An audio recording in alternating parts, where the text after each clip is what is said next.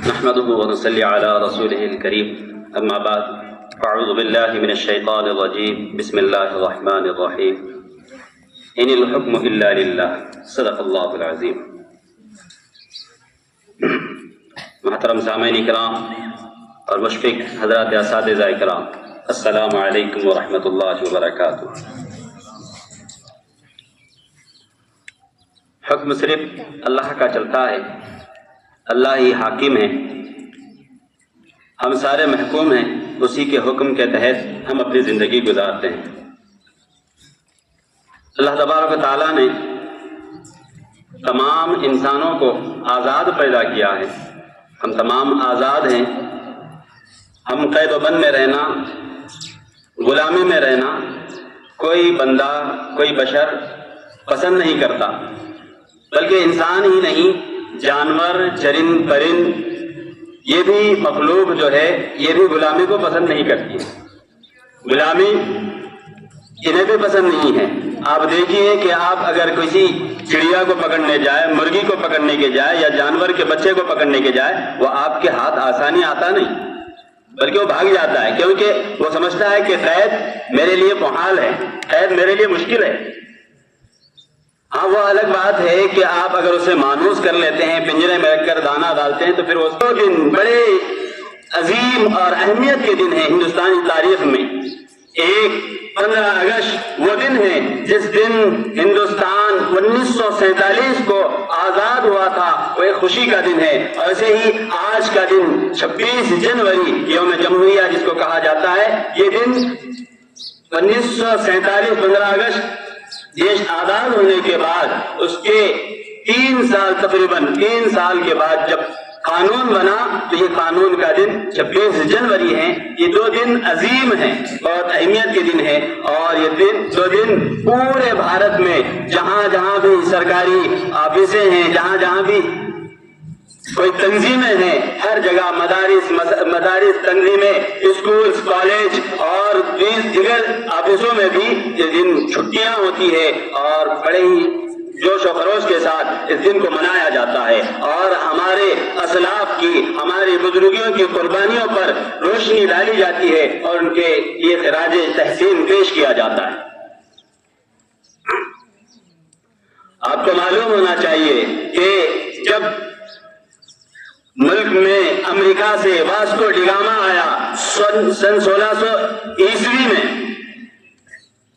وہاں تجارت کی غرض سے آتا ہے اور اس کے بعد سے اپنے ناجائز حرکتیں اور اپنی ناجائز پلاننگ پھیلانا شروع کر دیتا ہے. اور اس کے بعد اس سونے کی چڑیا جسے ہم بھارت کہتے ہیں، اس کو لوٹنا شروع کرتا ہے. اور اتنا لوٹا کہ آج بھی بھارت فقیر ہیں، کنگال ہیں، قرضے میں ڈوبا ہوا ہے. سن 1600 ہجری سے ہندوستان کی غلامی اور آزادی کی جنگ یہاں سے شروع ہوتی ہے، سن 1600 ہجری سے. اور 1601 میں واسکو ڈی گاما آتا ہے، جس میں اس جنگ میں 2 لاکھ سے زائد مسلمانوں نے اپنی جان کے نذرانے پیش کرے اور 52.5 لاکھ سے زائد علماء کرام شہید ہوئے اس ملک کی حفاظت کے لیے، اس ملک کو آزاد کرانے کے لیے. اور اس ملک کی حفاظت میں 3 لاکھ سے زائد قرآن کے صحیفے جلائے گئے، قرآن کے نسخے جلائے گئے اس ملک کی حفاظت کے خاطر. اور اس ملک میں جو مدارس، جو کیپٹل سٹی دلی ہے، جہاں پر گلی گلی میں مدرسہ ہوا کرتا ہے، لکھتے ہیں کہ 1000 سے زائد وہاں پر مدرسے تھے. ایک وقت ایسا آیا جب انگریز یہاں پر چھائے اور انگریز نے ناجائز قبضہ کیا اور لوگوں پر تشدد، ظلم کیے، مدارس بند کیے، تالے ڈالے گئے اور علماء کو قید کیا جانے لگا. تو ایک وقت ایسا آیا کہ دین کا کوئی اہم مسئلہ بتانے کے لیے مدرسے میں کوئی عالم، کوئی فاضل آپ کو دستیاب نہیں ہوتا. صرف 100 سال کے عرصے میں اتنا یہ ساری چیزیں ہوئی. پھر اس کے بعد جب ملک کے علماء نے، دانشوروں نے سوچا کہ دیکھا، ملک کی سنگینی کو دیکھا، تو پھر جانے کہ ملک ہمارا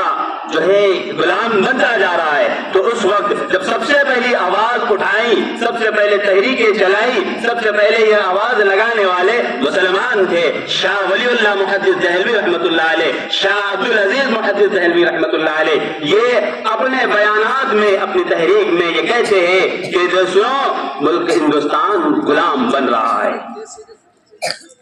ملک ہندوستان غلام بن رہا ہے۔ اور اس کے بعد سے یہ ساری چیزیں چل شروع ہوئی، اور سن 1799 تک ٹیپو سلطان رحمت اللہ علیہ، ان کے والد علی حیدر رحمت اللہ علیہ، یہ انگریز کے فوجی کمانڈر ہونے کے باوجود جب انگریز کی ناپاک چالوں کو جان گئے تو انگریز کی فوج میں ہوتے ہوئے بھی ان کے خلاف جنگ لڑی، اور ان کے بعد ان کے بردن ٹیپو سلطان رحمت اللہ علیہ نے جنگ لڑی 1799 تک یہ جنگ جاری رہی۔ اس کے بعد مستقل چھوٹی بڑی مسلمان اور دیگر قومیں جنگ لڑتی رہی 1854 تک۔ 1854 میں ہماری ہی غداری کی وجہ سے کچھ ہمارے غداروں نے چاپلوسی کر کے اس ایک بڑی جنگ جہاں پر ہار ہوئی، اور اس کے بعد ایسا وقت بھی تھا کہ علماء 60 علماء کو بیک وقت خنزیر کی کھال میں لپیٹ کر انہیں گولیوں سے داغا جاتا، انہیں جھاڑوں کی درختوں کی ٹہنیوں پر، درختوں کی شاخوں پر لٹکایا جاتا، پھانسی کے پھندے پر ٹنگا دیا جاتا۔ پھر اللہ تبارک تعالیٰ کی توفیق سے حضرت مولانا قاسم نانوتوی رحمت اللہ علیہ اور ان کے دیگر رفقا نے 1866 عیسوی میں دارالعلوم دیوبند، جو مشہور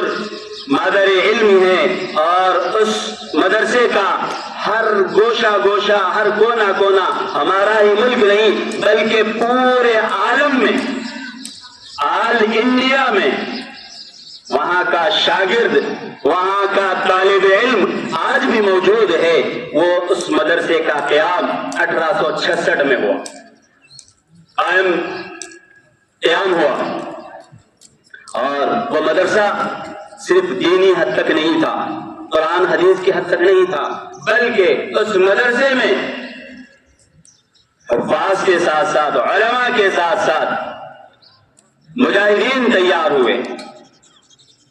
دین کے رکھوالوں کے ساتھ ساتھ دیش کے رکھوالے بھی تیار ہوئے، دیش کو بچانے والے بھی تیار ہوئے، اور وہاں سے بالآخر لڑتے یہ دن ہمیں نصیب ہوا کہ 15 اگست 1947 کو ملک ہندوستان آزاد ہوا، ملک ہندوستان آزاد ہوا۔ اب جب آزاد ہوا تو ملک ہندوستان میں قوانین وہی چل رہے تھے جو پرانے گھسے پٹے تھے، انگریزوں کی قوانین جاری تھے۔ تو 29 اگست 1947 کو 29 اگست 1947 کو ایک مشورہ طے ہوا۔ اس مشورے میں ڈاکٹر بابا صاحب امبیڈکر کی صدارت میں کمیٹی تشکیل دی گئی، اور یہ مشورہ طے ہوا کہ ہمارے ملک کو چلانے کے لیے کوئی آئین ہونا چاہیے، کوئی قانون ہونا چاہیے، کوئی سلیقہ ہونا چاہیے۔ تو مستقل 2 سال 11 مہینے 18 دن تک، یعنی تقریباً 3 سال تک یہ آئین بنتا رہا، قانون بنتا رہا، اس میں کچھ رد و بدل ہوتا رہا، چینجنگ آتے رہی، پھر جا کر 2 سال کے بعد یہ قانون بنا، اور 26 نومبر 1949 کو یہ قانون اسمبلی میں پیش کیا گیا، وہاں پر منظوری ہوئی، اور 24 جنوری 1950 کو اسمبلی کے سارے اراکین نے اسے تسلیم کر کے اس پر دستخط کی، اور ایسے ہی جو آج کی تاریخ 26 جنوری ہے 1950 کو یہ قانون سارے ہندوستان میں کئی دفعات کے تحت لاگو کیا گیا، اور آج ہی کے دن سے یہ ملک ہندوستان جمہوری ملک کہلانے جانے لگا۔ جمہوریت کا مطلب ہوتا ہے سب آزادی کے طور پر اپنے اپنے مذاہب کے اعتبار سے، چاہے وہ ہندو ہو، سکھ ہو، بدھ ہو، اسلام ہو یا مسلمان ہو، ہر ایک کو اختیار ہے کہ وہ اپنے دین پر، اپنے مذہب پر، اپنے اعتبار سے کھلی آزادی کے ساتھ وہ عبادت کر سکتا ہے، اپنی عبادت گاہیں وہ محفوظ سمجھ سکتا ہے اس دن سے۔ لیکن اب اگر کوئی کہتا ہے کہ ہندوستان تمہارا نہیں ہمارا ہے، تو اس کے اوپر میں آخر میں آپ حضرات سے ایک شعر کے ساتھ اپنی بات مکمل کرتا ہوں۔ لہو دے کر کیا ہم نے آباد اس چمن کو، لہو دے کر کیا ہم نے آباد اس چمن کو، نہیں بھولیں گے ہم اپنے شہیدوں کے بدن کو۔ السلام علیکم ورحمۃ اللہ۔